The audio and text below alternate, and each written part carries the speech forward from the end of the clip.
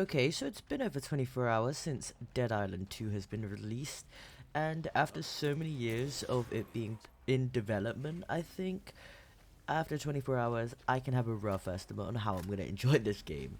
Especially for someone who used to play Dead Island and Dead Island Riptide all the time on Xbox 360 whenever I would come home from school and college.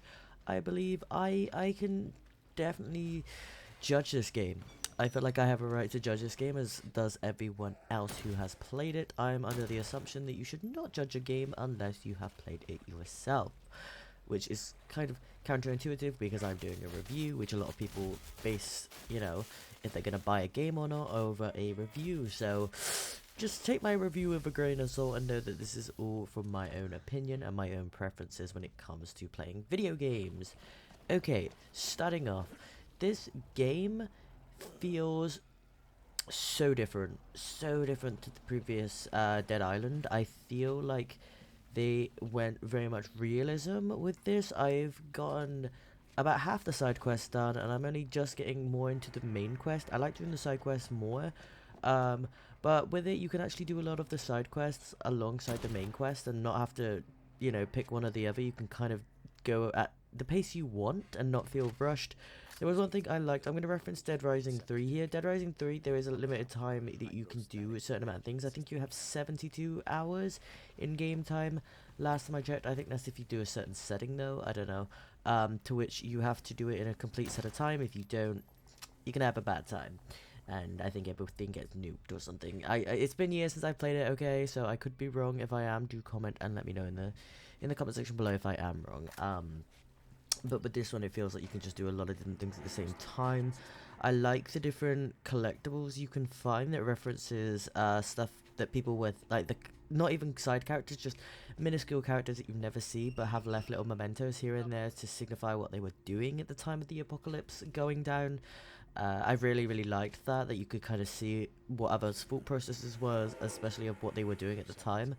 I'm not going to give spoilers, but there were some really funny moments that I saw in the collectibles, and really enjoyed them. The zombie variety is also very different. I did like it. There is one zombie type that I absolutely despise though, and it's these big, I'm unsure what they're called, I think they're called crushers or something, and they're huge zombies. They take so much damage to kill. Later on in the game you do get firearms, so conserve your ammo because you're going to need them for those big guys if you don't want to get flung around like a piece of paper. That's how strong these guys are. They have been the main thing that I've actually been dying from. Normal zombies are completely fine for me. Of course they're a little bit challenging, but not to the point where I want to just like throw my controller out a window or something. But these big guys, oh god, they are a lot. Another thing I want to comment on is I do like the characters as well. I think there's a character called Emma. She's very cool. I really like her. She's very headstrong and she does know what she likes and what she wants. Really like that. Her assistant Michael, I think his name is as well, is a very cool character. He has a lot of depth that you see later on into the game that I really like. Again, I'm trying to do this with as little to no spoilers as completely possible, but at the same time, I haven't gotten to the end of the game yet, so you guys are gonna have to trust me on the stuff I've seen. This is just from stuff in the first, I guess, hour of the game, so again, not too spoiler heavy, especially because I haven't finished it. So but of course, everyone knows Sam B is back. I'm assuming later on he divulges into how he got out of the first two, because he does references. A lot of people were wondering if, because Sam B was kind of teased months ago, and people were like, oh, is this game based between Dead Island and Dead Island Riptide? No, it's not. It's actually based after, because he actually does reference that he survived 2 zombie apocalypses before the current one in LA, and again, he did reference that. He hasn't divulged further, but as I said, I've only done a few of the main missions at the moment. I'm not very far in yet. I've got a lot to go, but I do like, again, the different locations you can go to. I have one complaint, and that's just the checkpoints. You can go up to a checkpoint. The checkpoint is what kind of splits off the parts of the map. So you could be in one area, then you have to go through a checkpoint, and it will show a loading screen, and then it goes into this completely other area. It's the same with Dead Island. In Dead Island, you had to go through the tunnels and you could get to a different part. So say you started off in the resort, where then you could go through one of these checkpoints in a way and be in the city or the town. I forgot what it's called, but yeah, it's the same with this one. Because LA is such a large bit of land, of course they couldn't just chuck everything in, especially with how graphically detailed it is. Like, the graphics are absolutely gorgeous. I'm running this on an Xbox Series X and you can see the gameplay in the background. I think it looks absolutely gorgeous. I really liked it. A lot of people were having glitches and stuff. I haven't come across any glitches, but these were people who moved their console to New Zealand time zone and stuff. So I'm assuming this was before any patches that had come out. I haven't had any groundbreaking bugs, or really any bugs in general. The only things I've had is just being thrown around by the crushers, or whatever they're called, those big ones. That's the only issues I've had so far.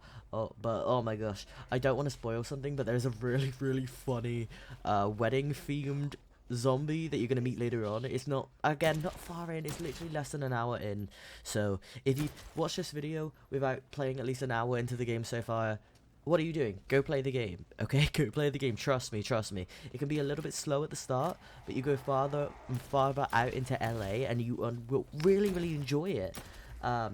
It hasn't put too much pressure onto my Xbox Series X, I don't believe. I know you have to have kind of high-level specs on PC if you want to play in Ultra or Ultra HD or whatever. But on my Xbox Series X, I've had no issues. The only thing I have had one issue, but I think that's more so down to me.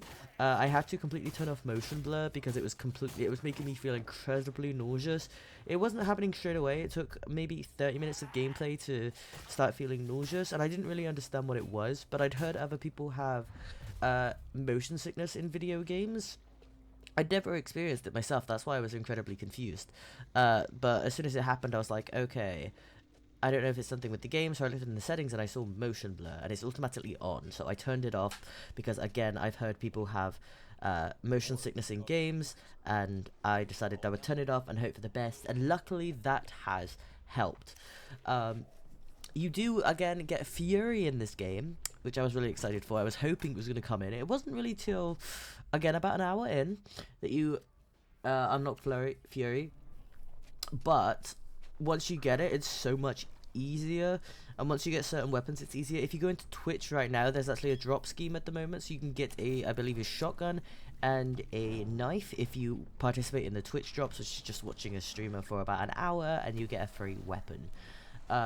Something I'm still confused about, I haven't come across it yet, is pre-order bonuses. I haven't figured out how to get my pre-order bonuses yet. If anyone could let me know, that would be absolutely lovely. I've reached out to them, but they haven't responded because, of course, their social media at the moment is blowing up with the game release. But yeah, but I think the game runs very smoothly. The voice acting is wonderful. The motion capture is a bit here and there with the certain characters, but other than that, I think it's a really, really fun game. Out of 10, I'd rate it about an 8 for the moment. Until I get farther into it, I can't give it a solid, rating. But for the moment, I would say it's a solid 8 out of 10. I'm excited to play more, and I do hope you guys let me know if you've played it, and if not, are you going to play it? Again, do let me know. Have a good one. See you later.